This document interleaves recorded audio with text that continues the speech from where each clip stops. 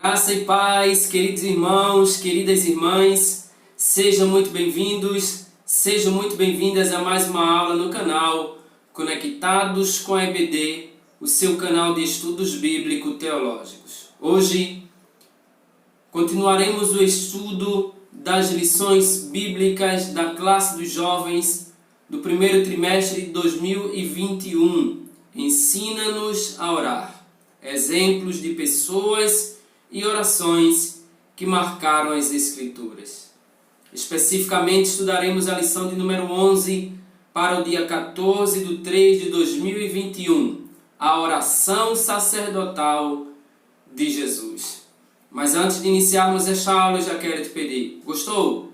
Deixa aquele joinha abençoado, faça os seus comentários e compartilhe esta aula com outras pessoas. Se ainda não se inscreveu, inscreva-se no canal e ative o sininho para receber as notificações de tudo que postarmos aqui. Sem mais delongas, vamos para o que interessa, vamos iniciar a aula de hoje.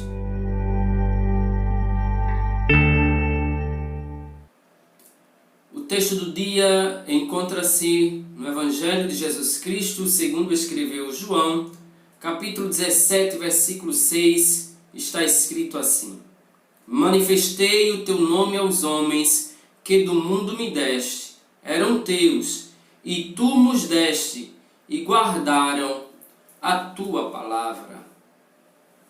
A síntese nos diz o seguinte: a oração sacerdotal de Jesus nos permite sentir o quão profundo é o amor de Cristo por sua igreja.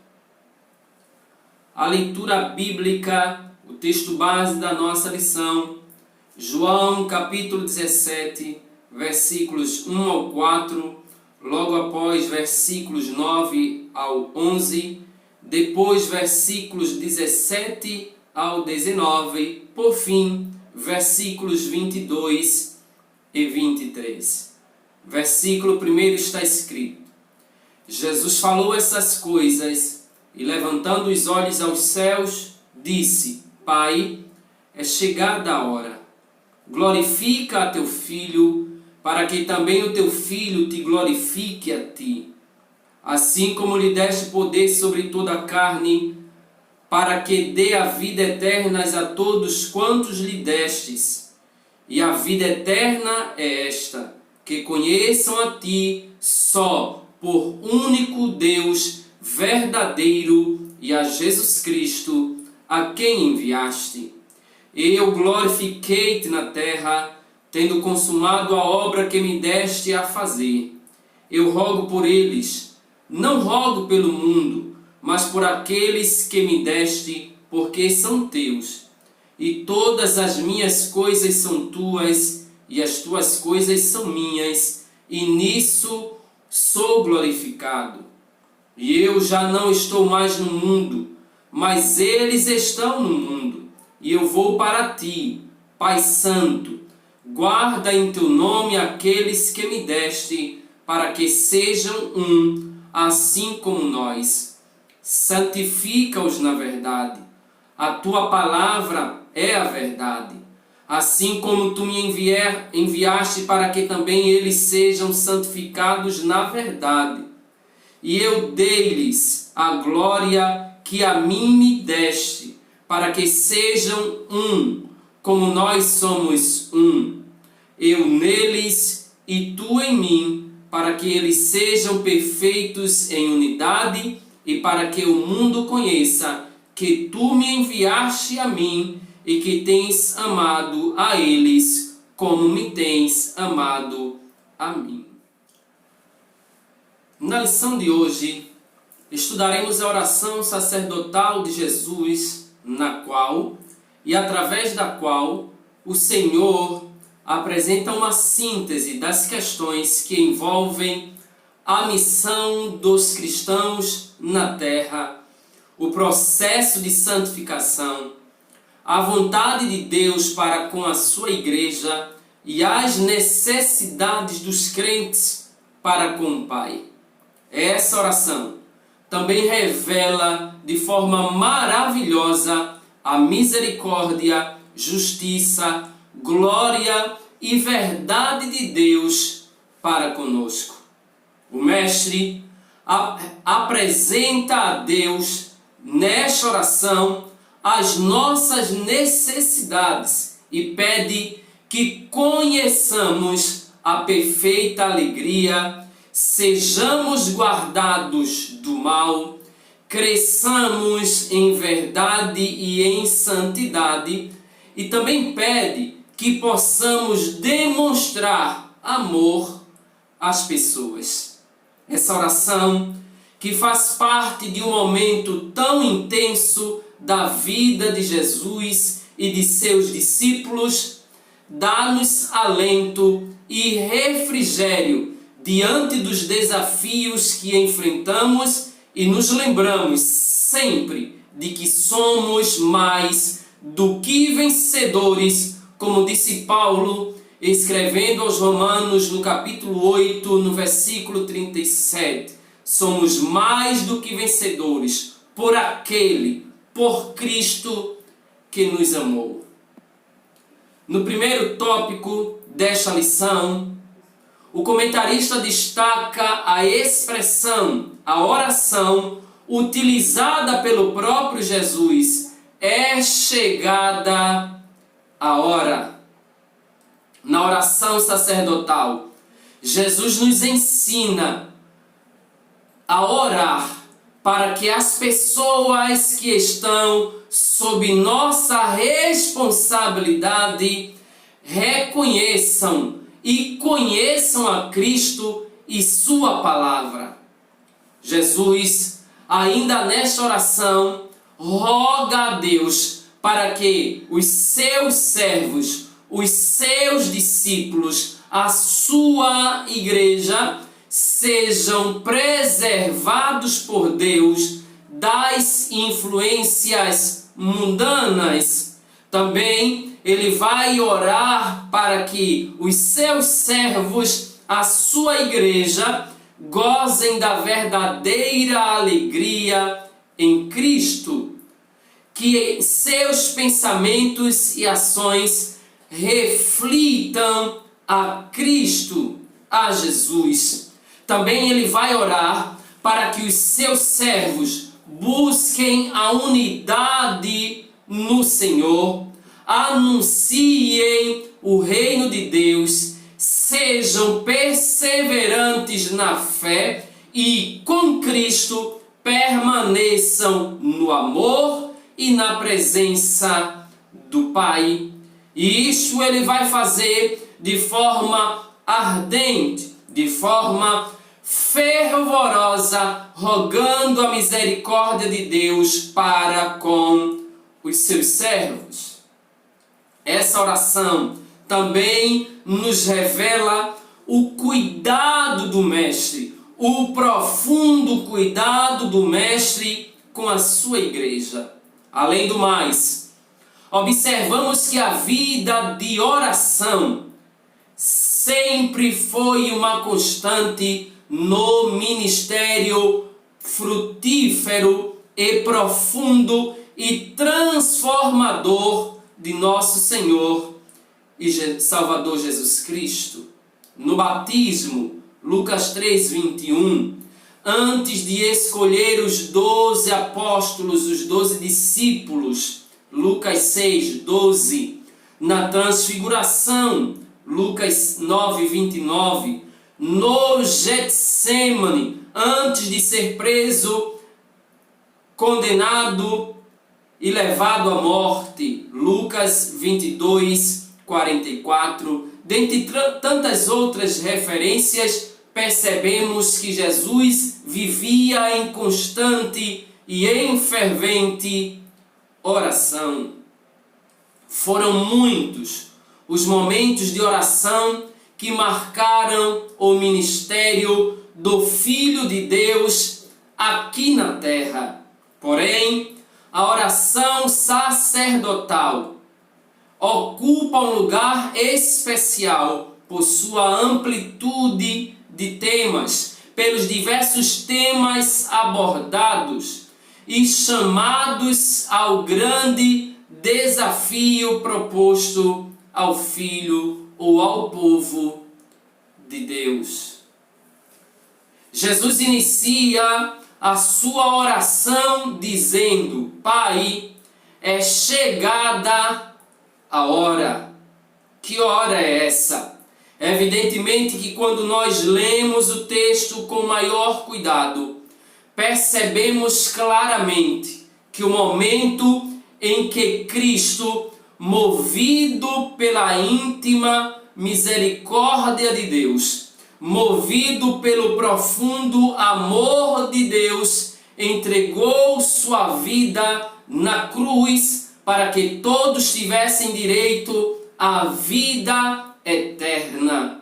Esta hora a que Jesus se refere, a qual ele se refere, era simplesmente a hora em que ele ofereceria a sua vida para a salvação de muitos. Esta entrega do Filho de Deus foi simplesmente um ato movido por um amor que nós jamais poderemos imaginar, mas conseguimos senti-lo no nosso dia a dia, transformando a nossa vida, envolvendo-nos cada vez mais e direcionando-nos a Cristo em todos os momentos. Esse amor também nos leva a nos entregarmos diariamente em prol da salvação dos nossos irmãos. É por causa do amor de Deus que nos constrange que nós pregamos o Evangelho para os homens que ainda estão mortos em seus delitos e pecados. Afinal, nós entendemos que o sacrifício na cruz do Calvário não foi somente por nós, mas pela vida de todos os homens. E isso nos constrange a pregarmos o Evangelho do Senhor Jesus Cristo. Afinal, o Pai não quer que ninguém, absolutamente ninguém, se perca. Mateus capítulo 18, versículo 14, mas a vontade dele é que todos cheguem ao conhecimento da verdade e que aceitem a Cristo Jesus como Senhor e Salvador. Para tanto, precisamos urgentemente anunciar a mensagem da cruz, que é loucura, disse Paulo, para os que perecem, mas para nós que somos salvos, alcançados pelo poder do Evangelho, purificados pelo precioso sangue de Cristo Jesus, vertido no alto do Gólgota, é o poder de Deus para a glória do nome do nosso Salvador.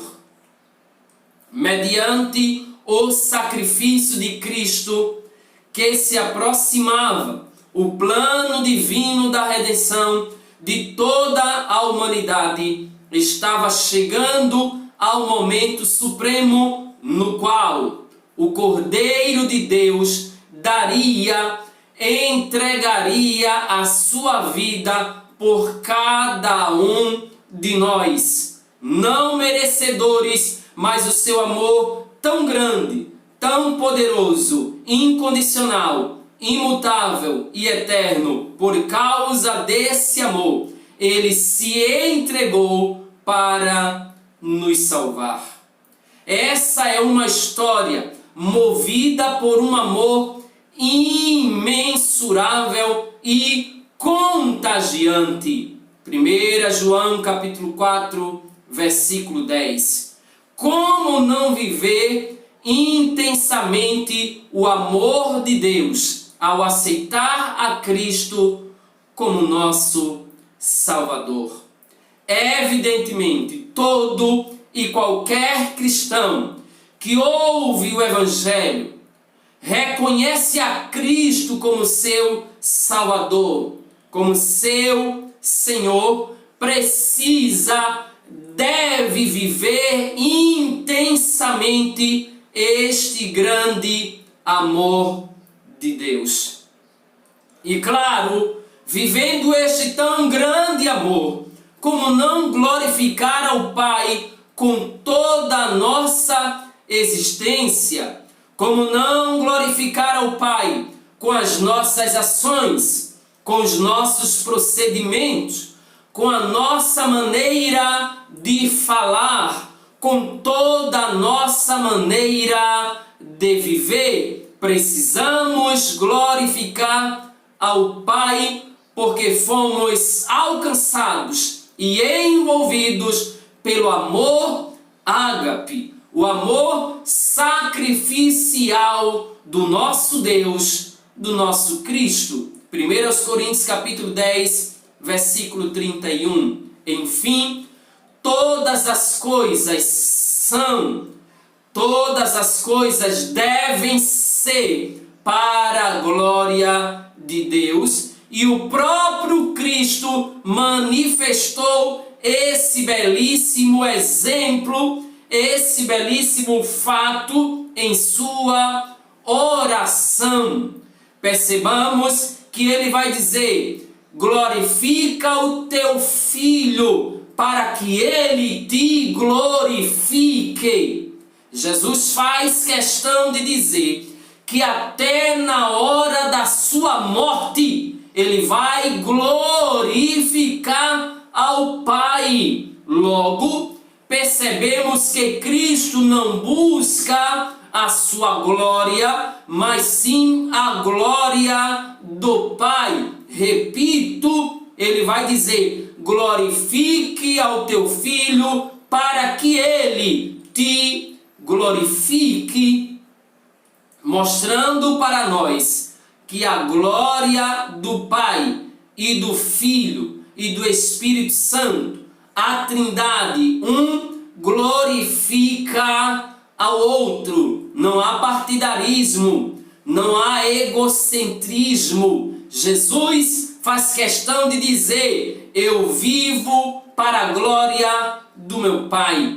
Eu opero maravilhas para a glória do meu Pai. Eu vou subir ao alto do Gólgota, eu vou morrer para a glória do meu Pai.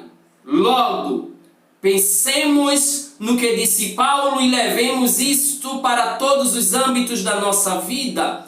Quer comais, quer bebais, tudo façais para a glória de Deus. Porque na vida do cristão, tudo é para a glória de Deus.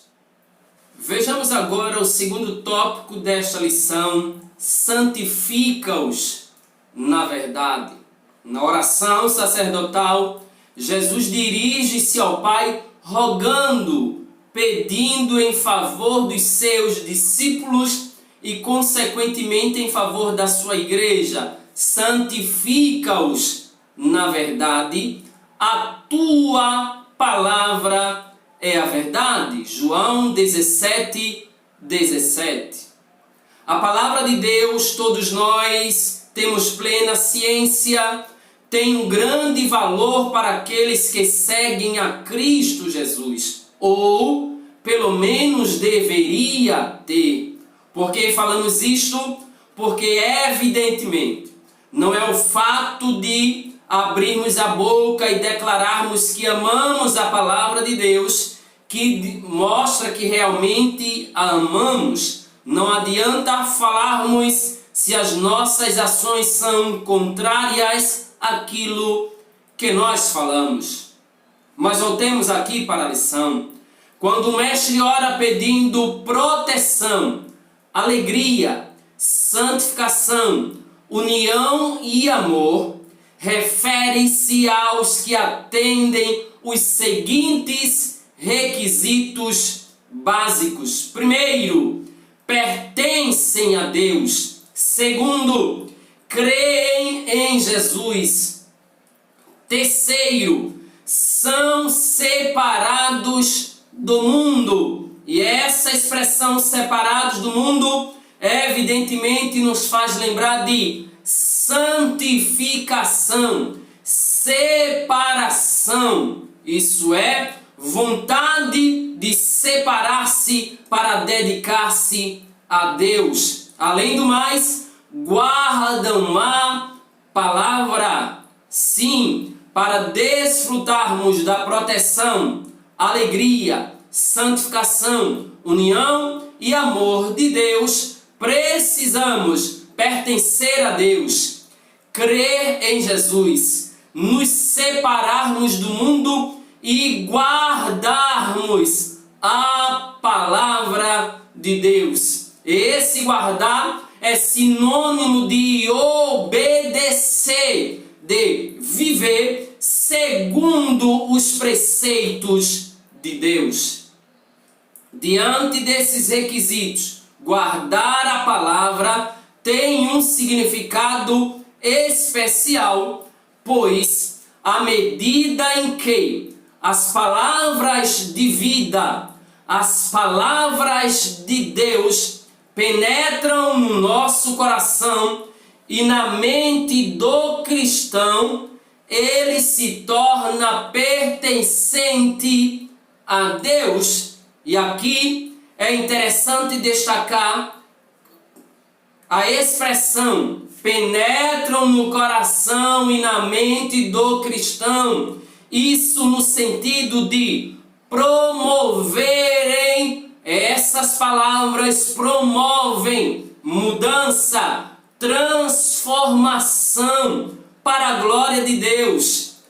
Quando isso acontece, o cristão literalmente se torna pertencente a Deus, crê em Cristo e se separa do mundo e tem ainda mais sede, mais desejo pelas verdades eternas contidas na palavra viva, nas Escrituras sagradas. Logo, é necessário que haja em nosso coração o mesmo desejo do salmista Davi, que expressou-se com as seguintes palavras, Salmo 119, para todos nós, especificamente para os jovens. Salmo 119,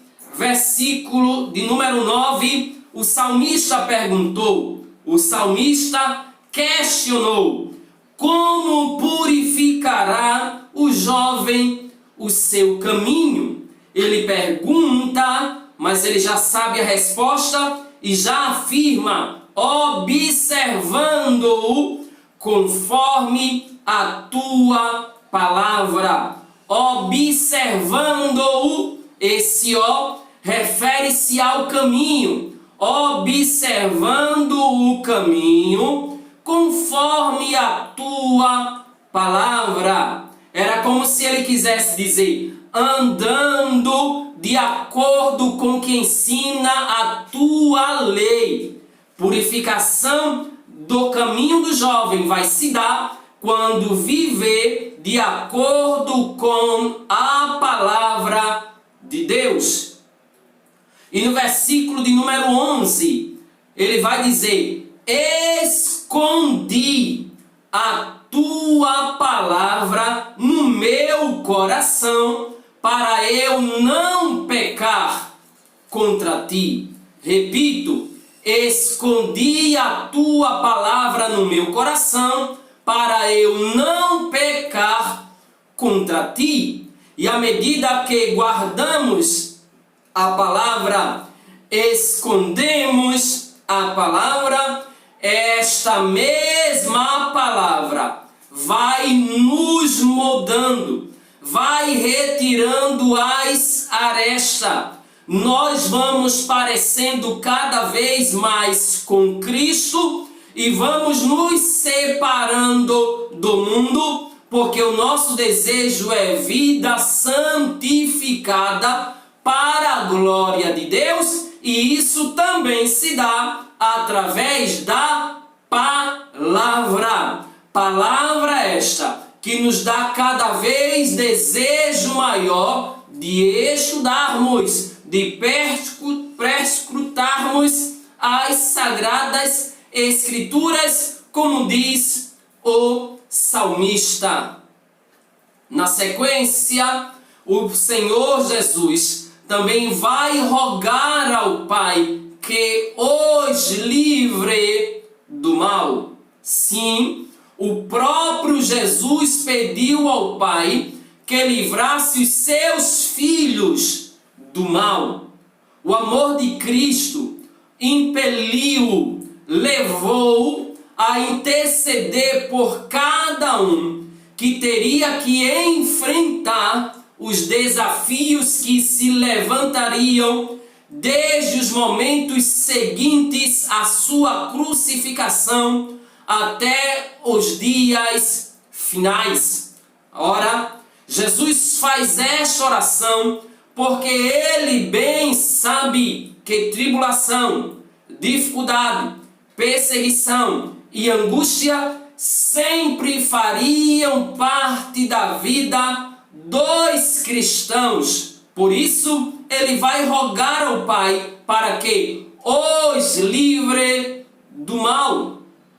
O mestre ainda complementa pedindo que o Pai santificasse os seus filhos na verdade, pois só e tão somente só é através da santificação que nos afastamos das influências do mundo. Santificação, separação, que nos afastamos do mundo, que nos separamos do mundo para nos aproximarmos de Deus.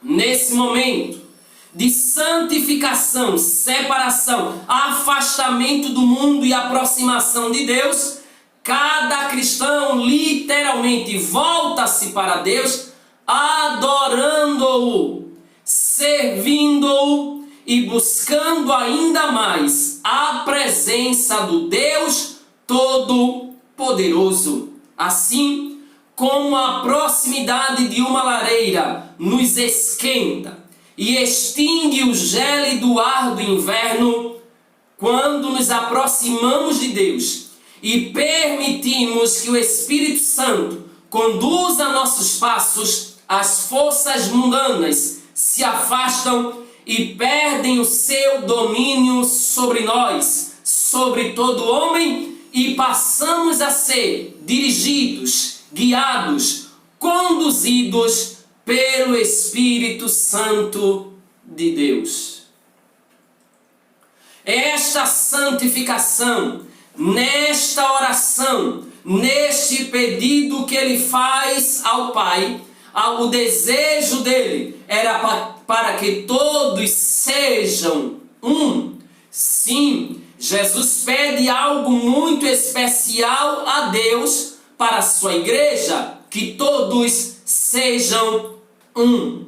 E para servir de referencial, ele usa o exemplo da própria relação entre o Pai e ele. Ele vai dizer: assim como eu e o Pai somos um. Assim como o Pai e o Filho e o Espírito Santo são um, os que fazem parte da Igreja de Cristo devem também buscar uma unidade que não seja quantitativa, mas sim plena na formação de um corpo onde uns se preocupam com os outros, uns sofrem com os outros, seguindo ou usando as palavras de Paulo, chorando com os que choram e alegrando-se com os que se alegram. Isso é unidade, isso é um só corpo. Jesus não se refere, evidentemente, apenas ou ao fato de uma união institucional e relacional entre pessoas, igrejas. O desejo de Cristo é muito maior do que isso. Ele está se referindo à formação de um único corpo espiritual, o corpo de Cristo, a sua igreja. O mestre não pede que todos formem um, mas que todos sejam um. O desejo que é demonstrado na oração de Jesus é para que essa união seja de uma amplitude espiritual, de todos os que se entregam a Cristo, de todos que se entregam ao Santo Evangelho e buscam a santificação. O desejo dele é que todos nós sejamos um e vivamos para a glória do seu santo nome. Por fim, chegamos ao terceiro e último tópico da lição, quando o próprio Jesus falou: para que o mundo conheça que me enviaste. Lembremos-nos, se enquanto igreja formos aceitos pelo mundo e bem tratados pelos não cristãos, sempre algo está errado. Não é que devamos ter prazer em sermos maltratados e odiados. Claro que não. Mas é que ao longo da história percebemos que a igreja nunca foi amada, nunca foi benquista pelo mundo, pois a igreja está no mundo para fazer a diferença. A igreja é luz e a luz revela o que está sendo encoberto pelas trevas. A igreja, como luz, ela incomoda o mundo.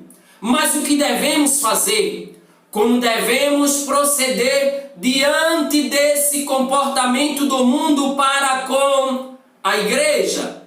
Devemos almejar intensamente a conversão dessas pessoas para que elas confessem a Cristo e vivam em novidade de vida.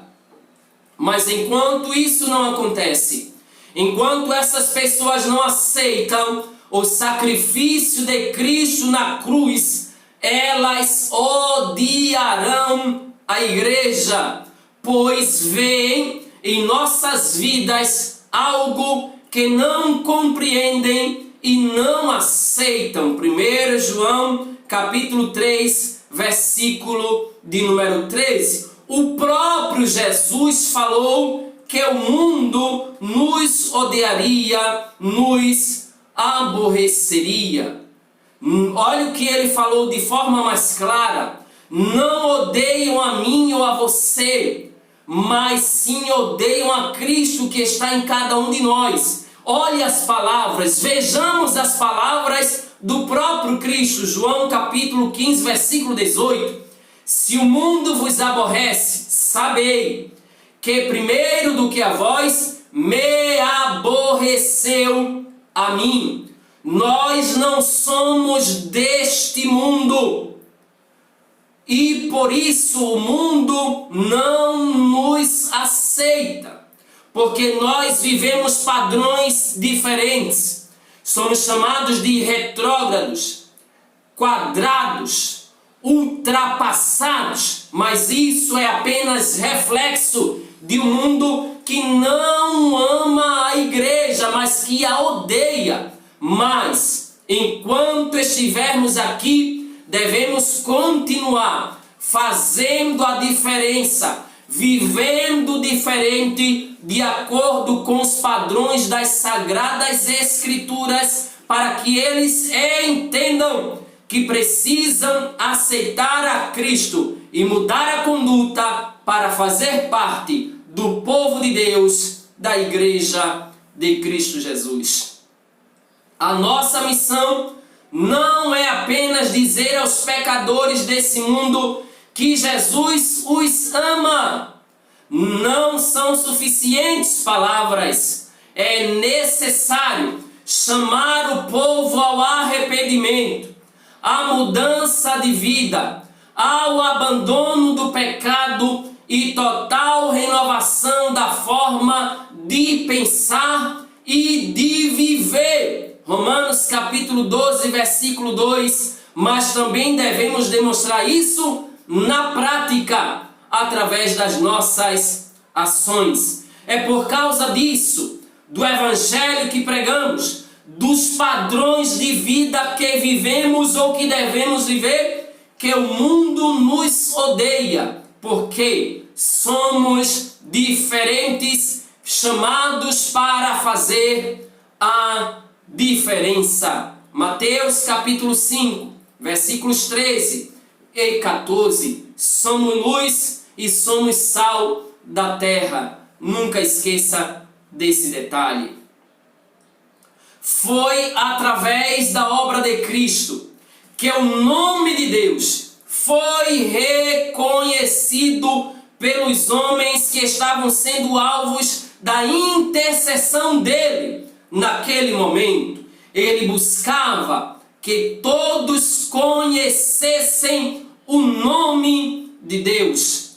A palavra de Deus alcança as vidas e as transforma, mas para que isso ocorra, essa mensagem precisa ser manifesta no modo de viver de cada um que a propaga. Não é suficiente pregar, precisamos viver na prática. O que pregamos deve ser reflexo das nossas ações, ou as nossas ações devem ser reflexo do que pregamos. Devemos pregar o que vivemos e viver o que pregamos, para que o mundo veja e reconheça o Evangelho nas nossas palavras e nas nossas ações. Sim, antes de proclamar o amor de Deus aos homens, eles precisam ver em nós esse grande amor. Por exemplo, se anunciamos a bondade de Deus, vivamos plenamente essa bondade. Sejamos o canal através do qual as pessoas conhecerão o nome de Deus e as suas maravilhas. Sejamos varas que em Cristo produzem muitos frutos e frutos dignos de arrependimento. E assim nós chegamos ao terceiro subtópico do último tópico: a obra continua. Jesus veio, cumpriu sua missão, instituiu a igreja, pregou o evangelho, salvou os homens, mas a obra não pode parar. A obra continua. Em um certo momento, Jesus, dando as instruções finais aos discípulos, falou acerca da frutificação do cristão. Não me escolhestes vós, disse Jesus, João capítulo 15, versículo 16, mas eu vos escolhi a vós e vos nomeei para que vades e deis fruto e o vosso fruto permaneça, a fim de que o vosso fruto permaneça. Com isso, Jesus deixou-nos um grande desafio. Que desafio é esse? A continuação da sua obra. A sublime missão da igreja, a pregação do evangelho. Em breve, dali a pouco, o plano da redenção estaria consumado. O sacrifício de Cristo seria realizado e uma nova vida seria possível a todos os que crescem no poder do Evangelho. Mas, para que todos os homens pudessem aceitar a salvação em Cristo Jesus, se faria necessário que alguém anunciasse as boas novas, anunciasse o Evangelho de Cristo Jesus. Após os evangelhos, Mateus, Marcos, Lucas, João, depois da partida do Mestre aos céus, o Evangelho continuou sendo pregado pelos apóstolos e pela Igreja de Cristo no século I, e isso de forma extraordinária. A Igreja recebeu em Atos 2 a descida do Espírito Santo no dia de Pentecostes, que se apoderou de todos, e a partir dali, a pequena igreja de aproximadamente 120 crentes, agora cheia do poder do alto, cheia do Espírito Santo, Pedro diz: abre a porta, porque vamos continuar a obra. A obra não pode parar. Vamos pregar o Evangelho. Ele prega um belíssimo sermão, a ponto dos homens ficarem impressionados com as palavras de Pedro. O poder do Evangelho tremendo. Pedro, quando faz o convite, aproximadamente 3.000 vidas se entregaram a Cristo, oh glória! E a pequena igreja de aproximadamente 120 já tem mais de 3.100 pessoas servindo a Cristo. Mas a obra não para. Em Atos dos Apóstolos, por onde os crentes iam, outros iam se congregando, outros iam se entregando a Cristo, porque a obra não pode parar. Levantou-se um homem chamado Saulo, que perseguia a igreja, pensando que daria cabo da igreja, dos crentes, porque, segundo ele, a seita dos nazarenos, o caminho, não poderia crescer. Mas ele não sabia que a igreja de Cristo tem um dono que manda no céu e manda na terra. E antes de acabar com a igreja, Jesus encontrou com ele a caminho de Damasco, e ele se converteu e passou de maior perseguidor da igreja a maior missionário da igreja cristã.